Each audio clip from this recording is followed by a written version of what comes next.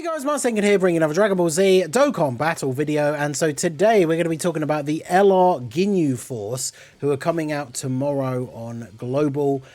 Basically, the time that this video goes up, the banner will be out in about, I think it's 13.5 hours. This video is going up at 6 PM UK time. The banner comes out 7:30 AM. I will be live at 7 AM, as always, for the early Dokkan stream.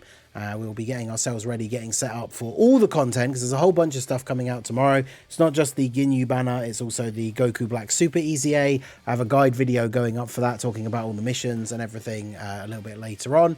We also have the new Red Zone stages. I made a video about that recently with the Broly and Bio Broly, going over all the stats. We have the Resurrection of FDB story, whole bunch of stuff coming out tomorrow. But of course, the big banner for the start of part 2 and the final summonable unit banner before the release of the anniversary.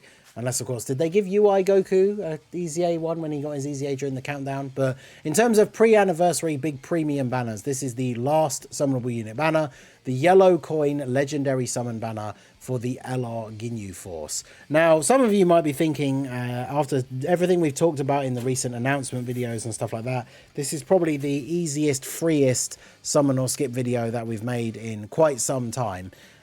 Because this unit, I have to say, right out of the gate, you know, we're not going to hold anything back. I'm not going to yap away for like 8 minutes and then, you know, say at the end, well, obviously he's a skip. But yeah, these guys have got to be one of the easiest skips I think we've had on Global in a very, very long time. Which is a shame, because in the right circumstances, this unit is very, very good. They lead Ginyu Force or Special Pose. They're a yellow coin LR, right? So it's only a 150 lead, and then the 4 key. They have the rock, paper, scissors, like normal super attack. I don't want to say 12 key super, because of course they differ varying on key, but they have the super attack and the ultra super. The super attack is different based on the amount of key you get, and then randomly which member of the Ginyu Force you get for that particular bracket of key. And then their super attacks have different effects, which is interesting and kind of cool. At the same time, a bit annoying, because there's one in particular that you probably always want to get, which is the Berta one. Which is the 15 to 17 key. You have a 50% chance to get the Berta super, which is an infinitely stacking defense super, which is obviously very beneficial for these events that go on for a little bit longer. But then their 18 key super is massively raising their stats, which is 100%. And then they also raise allies attack and defense for 30%. So if they're in slot 1 or slot 2, another unit is getting a benefit from that super attack as well.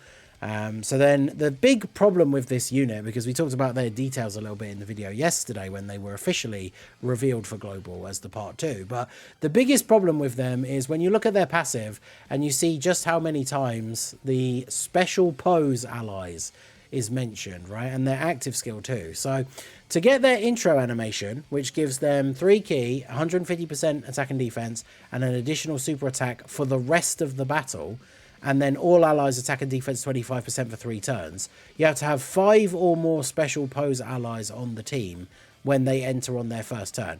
Now, it doesn't say other, so that means you can have one non-special pose character on the team and a non-special pose friend, and you would still get this. But that's to get their intro. Then they get guard and attacks effective against all types when all allies in the turn are special pose, and then they get a certain amount of damage reduction before attacking, and a certain amount of crit chance when attacking per special pose ally on the team. Then they also support special pose allies if you pick up 2 int orbs or rainbow orbs, and that's for 2 turns, so it lasts for the turn after them as well. And then their active skill gives them a permanent 25% attack and defense buff, and then a permanent allies attack and defense 15%. But to use their active skill, you have to have all allies be Ginyu Force, and you can use it on turn 3, or all allies special pose, and you can use it on turn 5. So from what we were saying before about their entrance animation, if you were running one non-special pose character and you can still get their intro, you can't use their active skill. So as you can see, special pose is just all over their passive. They are a unit that needs to be run on a special pose team. But unfortunately, when we take a look at the special pose category on Global, Gamma 2 getting a little bit outdated, or if not just outdated flat out at this point against some of the harder content, at least before he gets the anniversary buff with the unique skill orbs. Topo we obviously don't have because he released on JP before Captain Ginyu, and the Ginyu LR is pretty much designed to be run on his team. Now, we did get the Ink Gotenks Easy A, but he's only a 170 leader. He's not going to share a lot of links with the Ginyu Force units, of course, as well. And then the other leader is another yellow coin LR, the Ribrienne Trio. We'll talk about them a little bit because they are on the banner, or at least should be. And then when we look at this category and we look at the characters that are actually on it, like even just looking at the LRs, who are the top tier units here that we have on Global? Like the LR Ribrienne Trio can be pretty decent. The Gammas are not out yet. And then like the old Ginyu Force LRs are a bit outdated when it comes to the most difficult content in the game. Goten and Trunks certainly are, as well as the free-to-play Saiyaman 1 and 2. And then when we go down to the other units, it's basically just a selection of Gotenks, the Ginyu Force, a couple of Saiyaman characters, Gamma 1s down here as well, and then the Universe 11 characters, all of which are incredibly outdated at this point because Global doesn't have any of the extra sub-Easy A's like this AGL Gotenks, the Int Topo, there's the physical Ribrienne that can run alongside the Tech Ribrienne Trio, even this guy who isn't really that great, the physical Great Saiyaman 2, or Super Saiyan 2 Great Saiyaman, I should say, who gets his Easy A on JP around this time, right? We are getting the Super Saiyan 3 Gotenks Super Easy A next week, but that's one more unit that's a bit of a buff to the team. Like, realistically, on Global, this team is pretty much, I would imagine, the best way to run a special pose team is going to be like in Gotenks lead with Tech Super Saiyan 3 Gotenks Super Easy A once it comes out. Then you're going to be running, I guess, maybe like the Gammas as a rotation, potentially. And then the Ginyu Force are basically just going to be like a floating support unit, which, I mean, they don't really fit onto that team all that well, which is disappointing. I mean, you could run them on the AGL Ginyu Force team, but again, when it comes to the hardest content in the game, that team is pretty outdated. So very, very difficult to get excited about the special pose team with the way that it looks on Global currently, which is a little bit unfortunate. Now, if we take a look at the banner, this is the banner as it was on JP. Ginyu featured. Two other LRs are always featured on yellow coin banners, which this time around is the Ribrienne Trio and Bojack of all units. Not a special pose character. He is on Space Traveling Warriors with them, but unfortunately that's not how their passive was built. If their passive was special pose or Space Traveling Warriors, this unit would be in a whole different spot. They wouldn't still necessarily become like a must summon, especially because one big thing to remember is this is the last banner before the anniversary, as we said at the start of the video. But like they could be run on Frieza's team, they could be run with a bunch of these other extreme like Space Traveling Warrior type builds.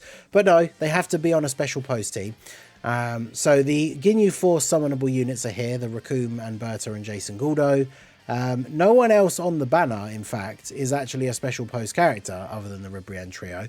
So that's interesting.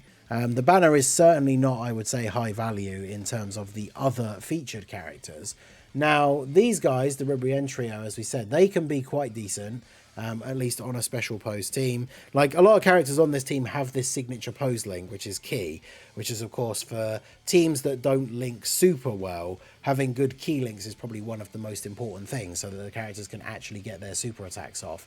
But these guys really want to have other Universe Survival Saga allies around them or a Universe Survival Saga enemy, which you're not going to have on this team until we start getting the Topo buffs or we get like that physical Ribrienne buff. Two other tournament participant allies we're not going to have until we start getting that stuff as well. So like these guys aren't really at their full potential on a special pose team. Realistically on Global right now their best team is probably the tournament participants team with the Int Androids. So these guys are not exactly in the greatest place on Global either, but they're going to be one of the best units to run on a special pose team because realistically the pickings are slim anyway. But these guys are decent on their best setup, but this special pose team as we have it on Global isn't going to be their best setup as it is anyway. So a little bit unfortunate, I would say. The banner certainly not anything too special. Now, the one thing to remember is, of course, we do have, thanks to the data download earlier, I did a video going over all the stuff, but we do have the premium tickets that will be available from the barbershop. So if you're somebody who does spend money on the game and you do want to try and get the Ginyu Force, but maybe you don't want to dip into that stone fund right before the anniversary, we do at least have the option of these purchasable tickets. You can get a 30 ticket pack that does a multi of 30 characters. This does also give you 30 of the pity coins as well. I believe it's available to buy twice. They did this with the Ultimate Gohan ticket packs.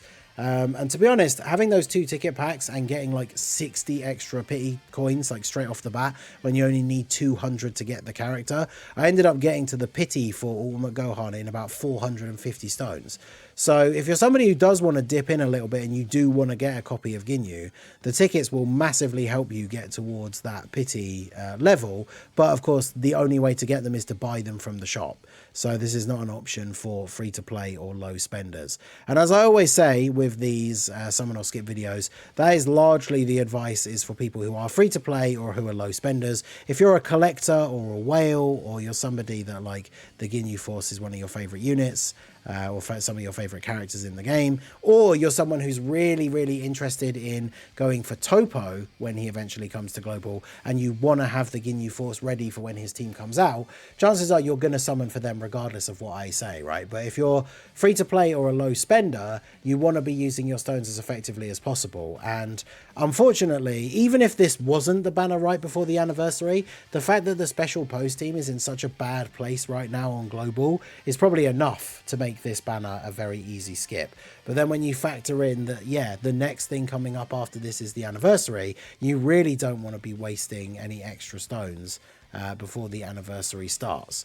So there's not really a lot of good reasons, I would say, to summon on this banner. And the other thing to bear in mind as well is, even if you are someone who maybe you do kind of want the Ginyu Force a little bit, but you're not too worried about having to wait for them to come back on another banner, if you're going to summon on either of the carnival banners during the anniversary, which is either the Gogeta banner in part 1 or the Gamma's banner in part 2, the Ginyu Force LR will be unfeatured in those banners, because all LR banners with yellow coin LRs in them have all the yellow coin LRs as unfeatured units. So there will be people out there. Of course, when it's one specific unit that you want, it's a lot harder to get, right? Like the RNG is quite low for getting that one specific unit. But I guarantee you there will be people out there that will pull copies of the Ginyu Force while summoning for Gogeta, for example, in part 1. So if you're not in a desperate rush to get the Ginyu Force, but they are a unit that you're kind of interested in, bear in mind that you have the possibility to get them from the Ginyu Force, from the LR banners that are available during the anniversary.